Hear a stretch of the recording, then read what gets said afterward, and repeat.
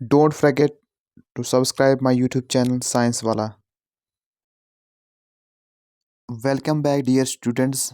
आज हम जा रहे हैं क्लास 8th की साइंस का chapter number 1 micro organisms friend and foe के क्वेश्चन आंसर सेक्शन में। तो चलो कंप्लीट करते हैं। तो पहले कुछ fill in the blanks.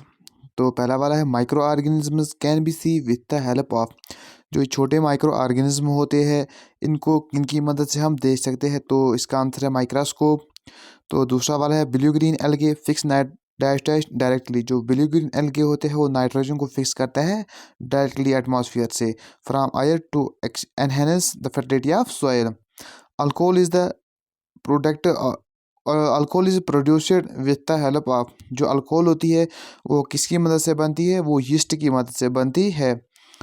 कॉलरिया is caused by. जो कॉलरिया होता है वो किसकी वजह से होता है? वो बैक्टीरिया के वजह से होता है जिसे हम वेब्रो कॉलरिया भी बोलते हैं। तो अब है tick the correct answer. Yeast is used in the production of. जो यीस्ट होती है वो किसके काम आती है? वो आती है अल्कोहल बनाने के काम। The following is an antibiotic. तो स्ट्रेप्टोमाइसिन जो है वो एंटीबायोटिक है। Carrier of malaria caused protozoa. इस जो मलेरिया होता है वो किसकी वजह से होता है? वो होता है फीमेल एंथोलोसिस मॉस्किटो।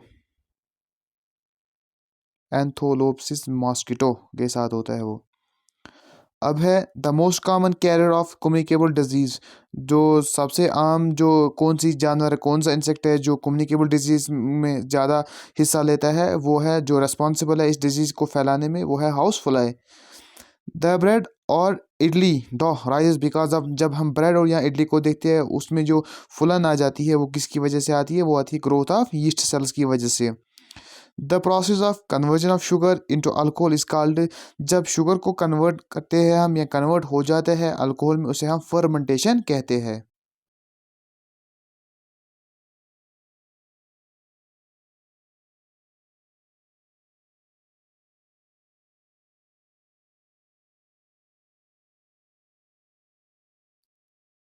अब है question number 4। Can micro organisms can be seen with the naked eye? If not how can they be seen? क्या हम माइक्रो ऑर्गेनिज्म को आंखों से देख सकते हैं? अगर नहीं देख सकते तो कैसे देख सकते हैं? Micro organisms can not be seen with the naked eye. जो ये माइक्रो ऑर्गेनिजम्स होते हैं इनको हम अपनी नंगी आंखों से नहीं देख सकते हैं। बिकॉज क्योंकि दे आर वेरी स्मॉल। वो बहुत छोटे होते हैं, माइन्यूट होते हैं। They can be see using a microscope. वो सिर्फ हम उनको माइक्रोस्कोप के अंडर देख सकते हैं या मैग्नीफाइंग गिलास के अंडर। कैसे? Which magnifies their structure to make them visible. जो उनके स्ट्रक्चर को बड़ा बनाता है, मैग्नीफाइंग बोलते हैं हम, बड़े को बड़ा करता है, छोटी चीज़ को बड़ा करना उसको हम बोलते हैं मैग्नीफाई करना। तो फिर हमें वो विजिबल होता है।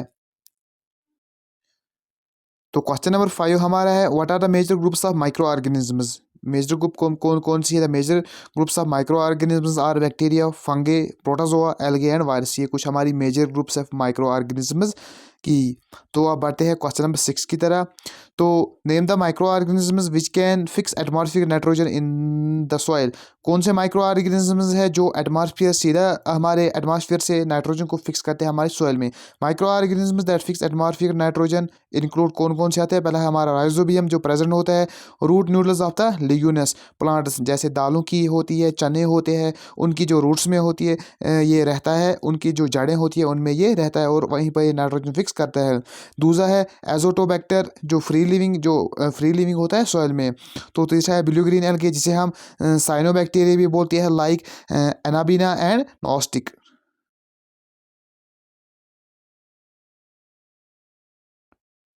अब है क्वेश्चन नंबर 7।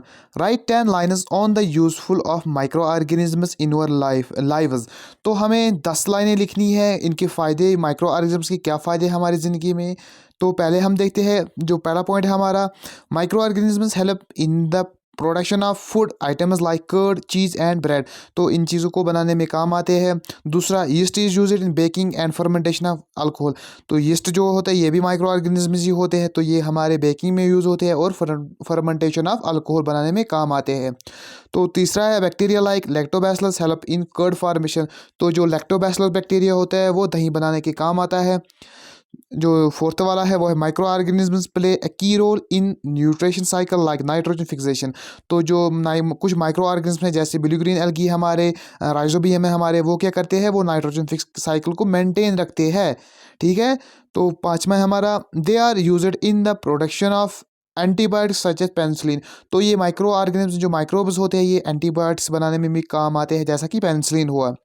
तो छठा है हमारा micro organisms decompose dead organic material helping in composting. तो ये क्या करते हैं, जो सड़ा गला हुआ जो डेड होता है, मर गए होते हैं जानवर या प्लांट्स, उनको ये डिकम्पोज कर देते हैं और कन्वर्ट कर देते हैं ऑर्गेनिक मैटर में। बाद में ये ऑर्गेनिक मैटर जो है वो प्लांट्स यूज करते हैं बच्चा।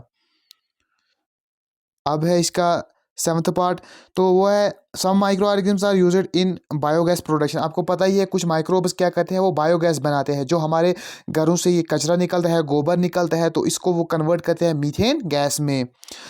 तो एट्थ वाला है certain microbes are used in sewage treatment. Sweet आपने पढ़ा ही होगा स्वेज ट्रीटमेंट के बारे में। तो कुछ माइक्रोब्स है जो वो क्या करते हैं, उसको स्वेज को जो डिकम्पोज करने में मदद करते हैं।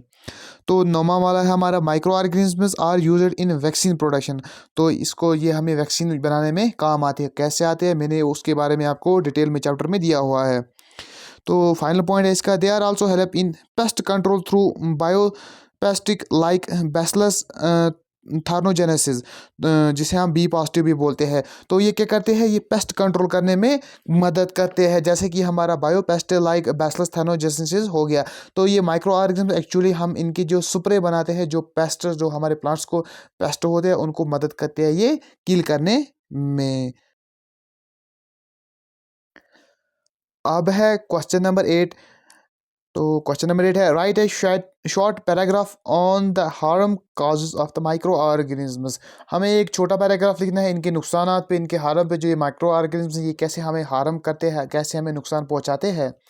While micro organisms have money benefits, जैसा कि हमें पता है जो माइक्रो ऑर्गेनिजम्स हैं इनके बहुत सारे फ़ायदे हैं। सम काज हार्म, लेकिन कुछ जो है वो नुकसान भी करते हैं। Disease causing micro organisms known as pathogens, जो बीमारियां करते हैं माइक्रो ऑर्गेनिजम्स उन्हें हम पैथोजेंस के नाम से जानते हैं। काज disease in humans animals and plants, ये बीमारियां करते हैं इंसानों में, जानवरों में और पेड़ पौधों में। फॉर एग्जाम्पल के तौर पर जो साल्मोनिया है काज इट फूड पॉइजन, ये फूड पॉइजन करता है। प्लाज्मोडियम जो है ये क्या करता है मेरा बच्चा, काज मलेरिया करता है। And virus like infection call the flu in plants, जो ये है ये प्लांट्स में इन्फेक्शन करता है। जो वायरस होता है फंगई होता है लाइक प्यूकना काज रस्ट डिजीज, जो ये करता है रस्ट डिजीज करता है इन प्लांट्स में। शाबाश। माइक्रो ऑर्गेनिजम्स आल्सो काज फूड स्पॉइलेज, जो ये माइक्रो ऑर्गेनिजम्स हैं ये हमारे फूड को ख़राब कर देते हैं। And damage materials like leather and would, और हमारे कुछ मटेरियल को जैसे हमारा लेदर हुआ और वुड को उसको भी डिकम्पोज कर देते हैं। अब है क्वेश्चन नंबर 9, और ये क्वेश्चन नंबर 9 है इस लेसन का फाइनल क्वेश्चन है ये। What are antibiotics, what precautions must be taken while taking antibiotics. तो एंटीबायोटिक्स क्या हुए और हमें कौन से एहतियात बरतने चाहिए जब हम एंटीबायोटिक्स ले। तो antibiotics are medicine that kill और inhibit the growth of disease causing micro organisms. Antibiotics वो दवाइयाँ होती है जो मार देती है या रोक देती है किन की ग्रोथ को, डिजीज जो बीमारियाँ करते हैं माइक्रो ऑर्गेनिज्म उनकी उनको रोक देती है वो। एग्जाम्पल के लिए तौर पे penicillin is antibiotic derived from the fungus penicillium. जो पेंसिलिन है ये एक एंटीबायोटिक है, तो किससे बनी हुई ये, फंगस पेंसिलीमा से बनी है ये। अब है प्रिकॉशंस, कौन सी प्रिकॉशंस हमें लेनी चाहिए एंटीबायोटिक्स को लेने से पहले या लेते वक्त। तो take antibiotics only when prescribed by doctor, तभी लेनी चाहिए जब हमें डॉक्टर बोले, खुद ब खुद नहीं खानी चाहिए हमें antibiotics. Complete the full course of antibiotics even if you feel better. आपको क्या करना है, अगर आपने एक डोज लिया एंटीबायोटिक्स आप ठीक हो गए, लेकिन आपको फिर भी खानी है कि जब तक वो डोज कंप्लीट ना हो जाए। डू नॉट सेल्फ मेडिकेट और मिस यूज़ एंटीबायोटिक्स, तो हमें खुद इसकी सेल्फ मेडिकेट बोलते हैं हम, अब खुद ब खुद हमें दवाइयाँ नहीं लेनी है और इसका गलत इस्तेमाल नहीं करना है।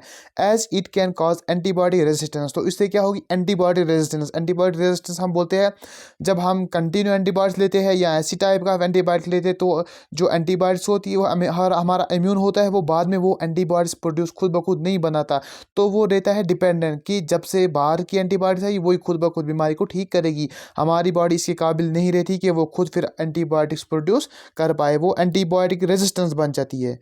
तो thank you all of you. तो साइंस वाला को सब्सक्राइब भूलना मत, बेल की आइकन, लाइक, फॉलो, शेयर। तो अगले वीडियो में बने रहिए, अगले वीडियो में मिलते हैं। Thank you, bye.